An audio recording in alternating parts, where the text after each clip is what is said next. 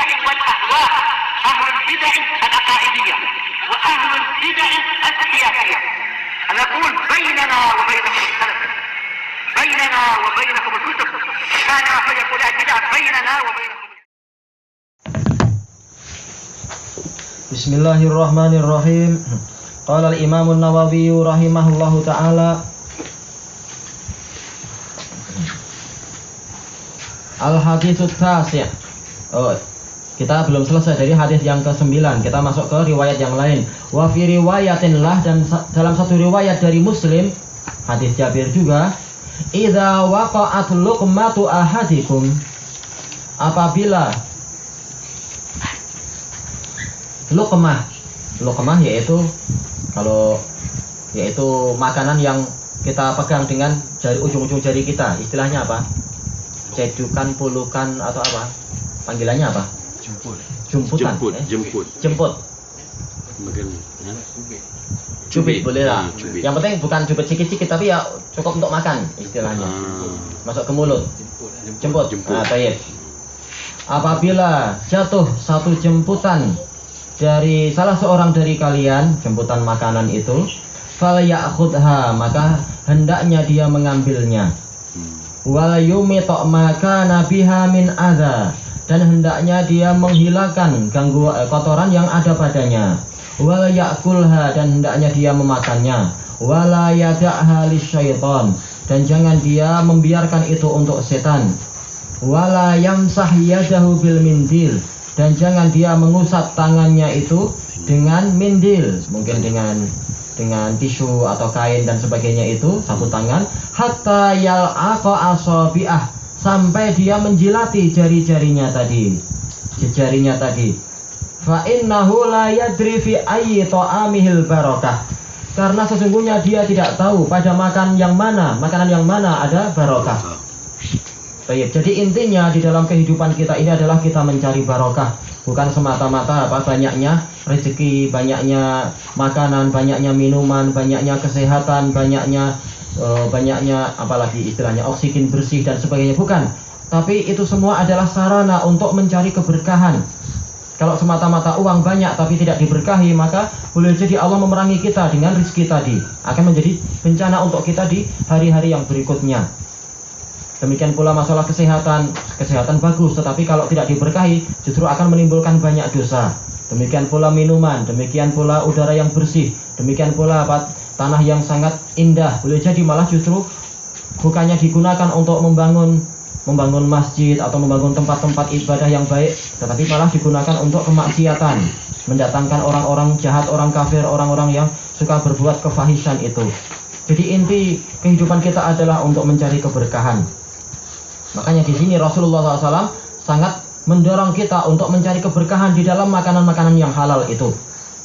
Kalau dalam makanan halal saja kita disuruh mencari keberkahan, yaitu apa? Belum tentu makanan yang halal itu selalu pasti ada berkahnya. Boleh jadi sekedar apa? Ya sekedar masuk dan tidak ada faedah apa-apa. Maka kita disuruh mencari. Belum tentu barokah itu ada yang sudah kita makan. Boleh jadi barokah itu ada di yang menempel di jari-jari kita terakhir itu, atau boleh jadi dialah yaitu yang jatuh dari pinggan atau jatuh dari tangan, atau boleh jadi dia adalah sisa-sisa kuah yang ada di di pinggan tadi dan sebagainya. Manakala kita tidak tahu bahwasanya di mana letak keberkahan dari makanan yang halal itu, maka kita diusuruh untuk mencari. Itu saja apa? Untuk makanan halal belum tentu semuanya itu ada berkahnya, apalagi makanan yang haram, maka dia akan mendatangkan bencana yang banyak. Na'udzubillah. Baik. Kenapa? Karena seandainya makanan yang halal itu semuanya berkah, misalnya Rasulullah tidak mengatakan la yadri. Jelas kita tahu kalau semuanya makanan yang halal itu pasti ada berkahnya, kita menjazam memastikan, maka kita akan mengatakan, oh kami tahu karena kami sudah memakannya dan ini halal. Ternyata apa? Rasulullah tetap mengatakan fa innahu la yadri, dia tidak tahu di bagian mana ada berkahnya. Maka alhamdulillah ini halal, alhamdulillah kita tidak dosa, tapi kita cari yang lebih tinggi dari itu, yaitu keberkahannya. Berapa banyak orang mengkonsumsi vitamin E, B, C, D, E, K dan seterusnya, ternyata apa? Sehari-harinya tidak menambah ketaatan pada Allah, tidak menambah dia cerdas, ditipu oleh setan juga mudah. Ternyata apa? Tidak diberkahi vitamin-vitamin yang telah masuk ke badan dia itu. Maka yang penting bukan itunya, tapi yang penting adalah barokah. dan barokah itu didapatkan dengan ketaatan dan berserah diri kepada syariat Allah. Baik, kita lihat di sini Rasulullah mengatakan, "Idza waqa'at luqmatu ahadikum falyakhudha." Intinya adalah apa? Ujung-ujungnya nanti kita disuruh untuk memakan suapan-suapan atau jemputan-jemputan yang jatuh tadi walaupun sedikit. Baik. Sekarang apakah ini hukumnya itu boleh ditunda-tunda atau langsung? Maka yang benar hukumnya adalah langsung. Kenapa? Kita tahu bahwasanya di sini Allah Ta'ala menggunakan syarat, kemudian apa masyrutnya, yaitu falyakhudha. Alfa ini adalah tufidu ta'qib bila muhlah, yaitu langsung begitu ada yang jatuh diambil tanpa ada penundaan. Inilah hikmah dari kita mempelajari nahwu, mempelajari juga apa tafsir. Fa dia adalah li ta'qib bila muhlah, biduni tarahi, tanpa ada penundaan waktu. Apalagi Rasulullah mengatakan apa? Jangan dibiarkan untuk setan. Kita belum ada perjanjian damai dengan setan. Jangan ambil kecuali setelah saya selesai makan. Boleh jadi begitu jatuh langsung dia ingin mengambilnya, maka jangan ditunda-tunda. Kita tidak tahu setan itu segera atau dia sedang terlambat di belakang, kita tidak tahu.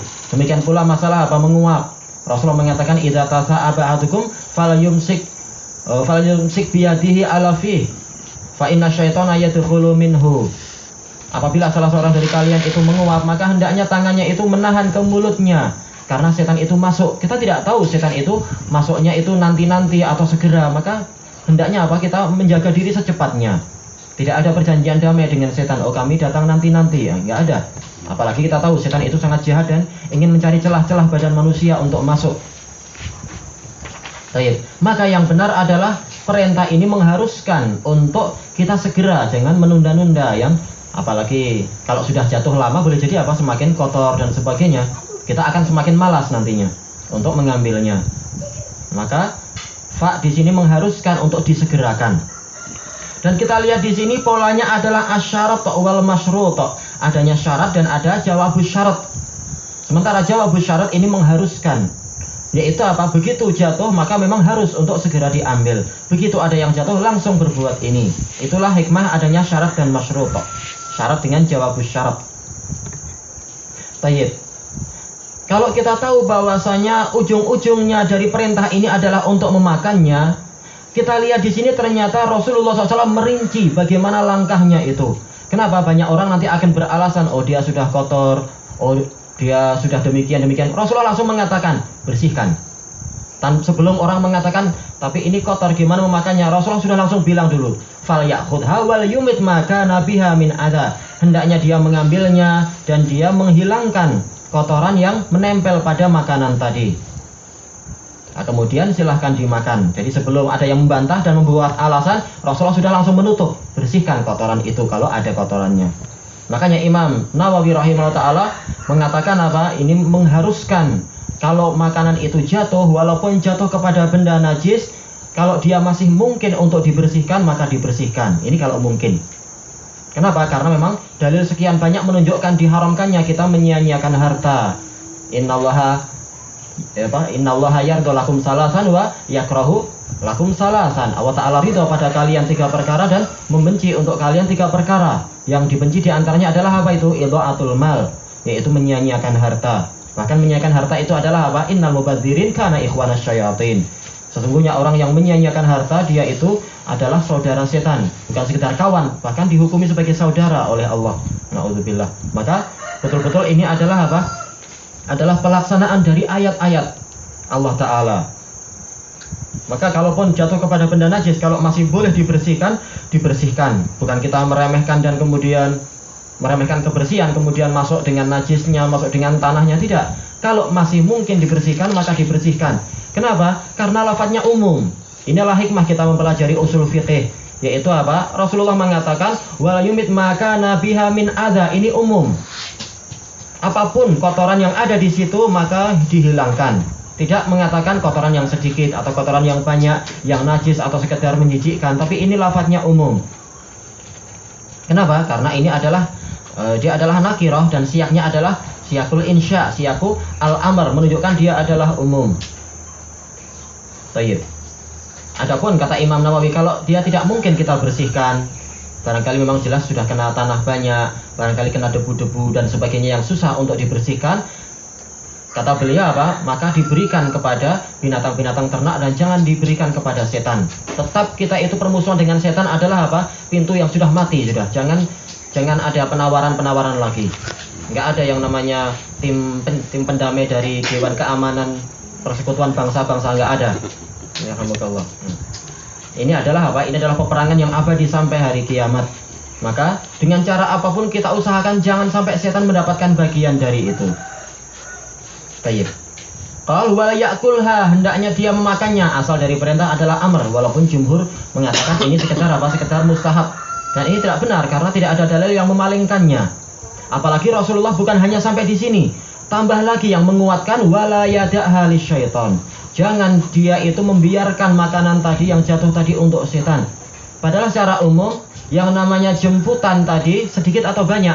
Sedikit dibandingkan dengan apa? Makanan yang berhasil kita makan, yang kita sukses memasukkan ke mulut kita. Tapi ternyata yang sedikit yang jatuh itu pun Rasulullah memerintahkan ambil itu. Bukan karena seperti ucapan sebagian orang di Damaj, orang yang tidak belajar tapi ya dia tulab tapi nggak belajar, dia mengatakan ini namanya rakus, ini namanya apa? Tomak. Sudah makan banyak-banyak ternyata apa? Yang jatuh sedikit pun engkau makan juga. Kotor-kotor. Kita katakan ini bukan masalah tamak, tapi ini sunnah Nabi. Rasulullah yang memerintahkan demikian. Dan kita tidak mau bekerja sama dengan setan. Penat-penat kita yang bekerja, habis itu setan dapat makan gratis. Oh, itu tidak betul. Suruh dia cari makan di orang-orang kafir sana. Untuk kita jangan. Itu betul, karena setan. Apalagi Rasulullah telah mengatakan dalam hadis yang hasan, apa itu? Wala ya'kul min ta'amihi illa taqi. Jangan sampai ada yang memakan dari makanan orang mukmin itu kecuali orang yang bertakwa. Jadi kalau orangnya jahat, diusahakan jangan dikasih makan. Kalau kita lihat ini akan apa? Menyebabkan dia semakin kuat untuk berbuat kejahatan. Kecuali kalau kita memakai dalil-dalil yang lain dalam rangka untuk ta'liful qulub, untuk melunakkan hati dia, boleh jadi setelah itu dia bertobat dan sebagainya, itu lain. Tapi hukum asalnya orang yang jahat jangan dibantu, dikasih gizi yang bagus-bagus untuk dia menambah kejahatan dia, jangan. Itu untuk orang yang jahat masih apa? Masih mungkin untuk dia bertobat. Bahkan walaupun dia kafir, masih mungkin. Itu pun Rasulullah hukum asalnya adalah apa? Melarang kita.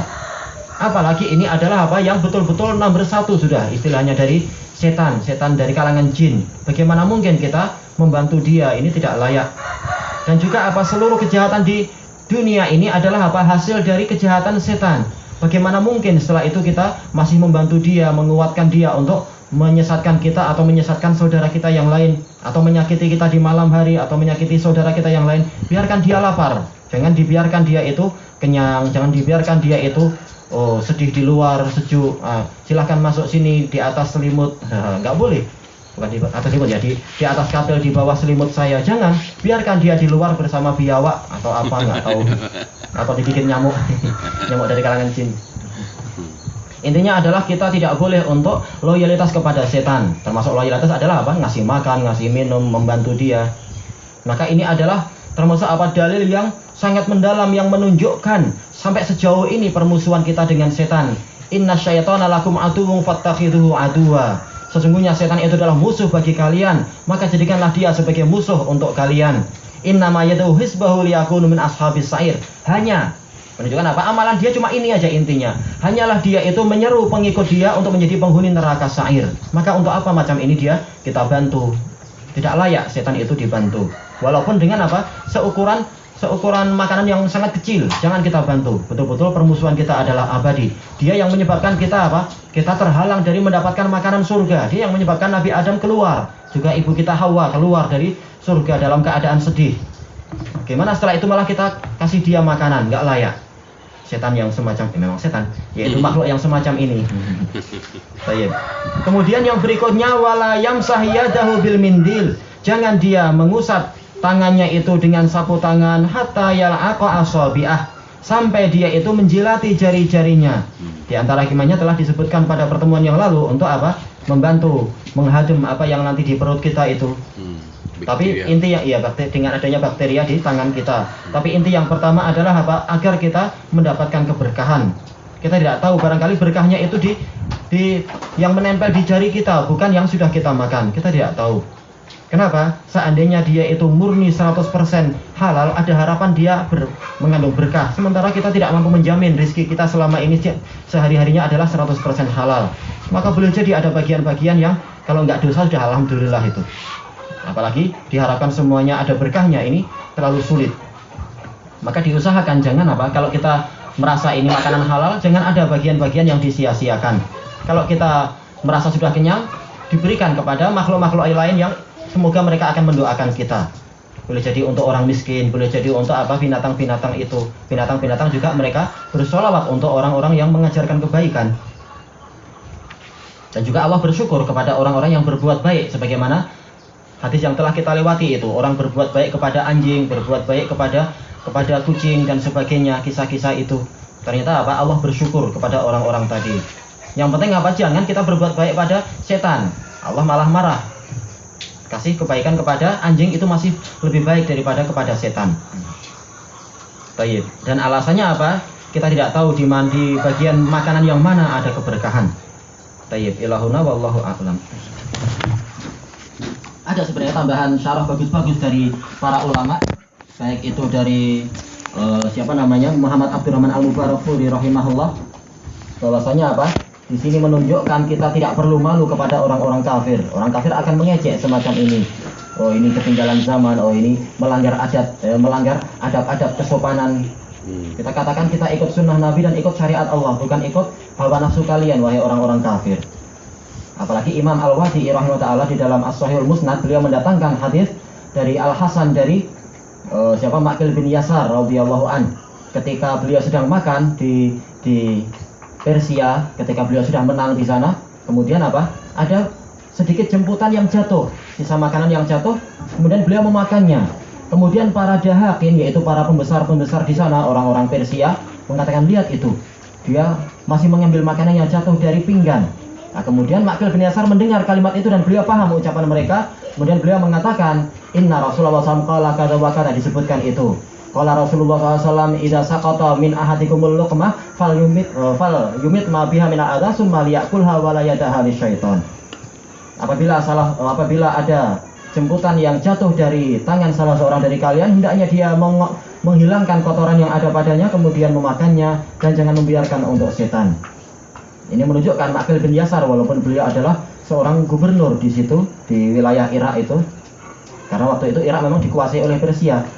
Tapi beliau tidak malu di hadapan para bangsawan kafir untuk melaksanakan sunnah Nabi. Kita tidak perlu ridho orang-orang kafir, tidak dengan zaman sekarang. Kita nggak perlu penghormatan dari mereka. Siapa mereka? Mereka hina dengan sebab kekafiran mereka, dan dengan sebab itu mereka kalah. Nah, kenapa kita merasa rendah di hadapan terserah mau Bill Clinton atau di hadapan siapa itu Obama dan lain-lain, siapa dia? Nggak ada harganya di mata orang-orang yang beriman. Allahu a'lam.